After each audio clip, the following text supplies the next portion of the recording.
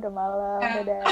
Oke, dadah. Sehat-sehat ya semuanya. Dadah, see you juga. Dadah. Ever since the COVID-19 pandemic hit the world, the way we communicate with each other has been shifting. 25-year-old Dina Arti Novianti has not visited her parents in Garut, West Java for several months now.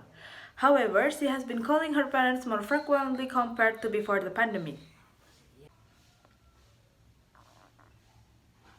Dulu kan waktu aku masih bisa curi-curi waktu buat pulang, ya udahlah video call-nya paling 1 minggu tuh bisa 3 kali. Sekarang tuh kayak setiap ada waktu aku jadi video call sama keluarga aku karena ya udah nggak bisa pulang. With the pandemic showing no sign of receding in the near future, we are still likely to rely on virtual meetings to interact with others.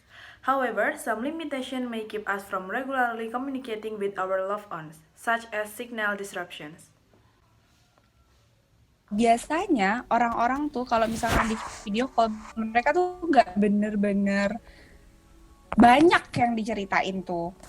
Karena kita juga harus gitu, kita tuh harus adjust waktu kita kan. Misalkan ya udahlah video call ya, hayo gitu kita video call. Tapi kadang-kadang mereka ada interupsi apa. Tapi kalau misalkan ketemu langsung, itu tuh mau nggak mau pasti ya kesannya tuh beda. Mau nggak mau apa yang lebih gimana ya, lebih anget aja gitu loh.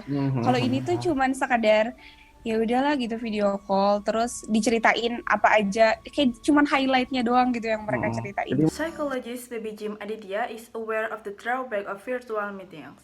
She explained that there was no energy exchanges during virtual interactions. Emosi berupa ekspresi terlihat, tapi rasanya kurang. Ya. Dan dalam komunikasi kan kita tahu bahwa komunikasi itu bukan hanya verbal atau kata. Non-verbal message also play a role in our communication, include hand gesture, face expressions, tempo, intonation, articulation, and accent. Kalau secara virtual mungkin ada yang terdistorsi ya dari semua tiga itu.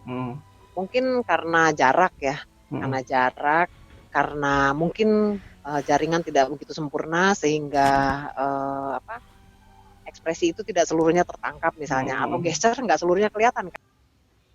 Virtual interaction might cause people to feel more lonely, but Baby said it is not so different from face-to-face interactions, where we can feel lonely too despite being in the middle of a crowd. Kita kumpul-kumpul sama teman kita di warung kopi, ber-6, ber-8, ber-10, tapi masing-masing sibuk sama handphonenya masing-masing. Kita sibuk sama yang jauh, instead of sibuk sama yang deket kita. Mbok bertegur sapa, lu tadi gimana? Gimana kerjaan lu? Gimana ini itu? Enggak tuh. So, kenapa kita mesti ketemu secara fisik dong? Capek-capek, macet-macet ya, kalau menurut Mbak Baby. Dan actually at the end kita merasa we are so lonely gitu, lonely in the crowd. COVID-19 has not only shifted ways of communicating but also our daily habits. Before the pandemic, there was a frequent coffee shop visitors. Di sebelah Plaza Senayan, jadi sebenarnya hampir tiap hari nongkrong. Karena apa namanya, sekedar ngopi ke Starbucks atau ke food court atau ke restoran, dan itu juga kadang bosku tuh tipikal orang yang laid back kan, jadi dia sebenarnya lebih suka ngobrol-ngobrol santai, ngomongin soal kerjaan secara nggak serius, sehingga kita lebih sering makan siang di luar. Jadi kalau seminggu bisa dikatakan 3-4 kali, ya hampir tiap hari. Dan tentunya selama pandemi itu berarti kultur makan-makan itu hilang gitu ya, Dea? Makan. This change of culture affected many coffee shops, including Relung Kopi in Tebet, South Jakarta. They have suffered a decline in sales because of Jakarta's large-scale social restriction PSBB policy. Waktu adanya peraturan PSBB itu yang tidak boleh terima dine-in itu pengaruhnya sampai penurunan salesnya sekitar 80%.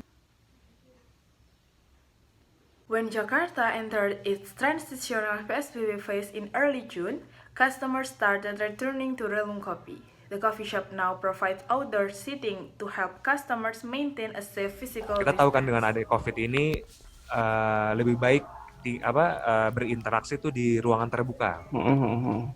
Nah, jadi kita juga rajin untuk promo kalau selain kita menerapkan protokol kesehatan, kita juga beberapa foto video kita unggah di media sosial Rulung Kopi.